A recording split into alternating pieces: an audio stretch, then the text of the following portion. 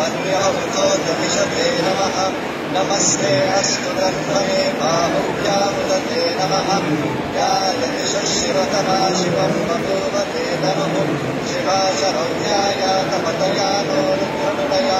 याते रुद्रशिवा तनोरघोरापापकाशिनी दयानस्तनुभाषन्तमया गिरिशन्तापिचाकशी यादिशं गिरिशं सहस्रे विमर्शस्तमे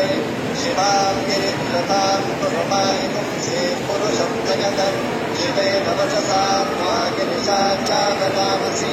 यथा नः सर्वमित्रयुतयश्वगुं सुमनाहसत्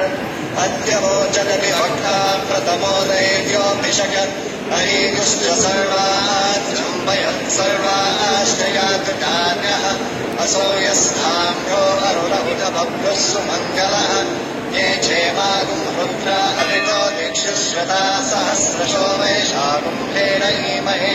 रसो योमसर्पतिमीलग्रीवो विलोहितः उदैनं गोपानुषन्ददशकृतहान्यः उदैनं विश्वाभूतानि सपृष्टो हृदयादिनः नमो अस्तु नीलग्रीवाय सहस्राक्षाय मीरुषे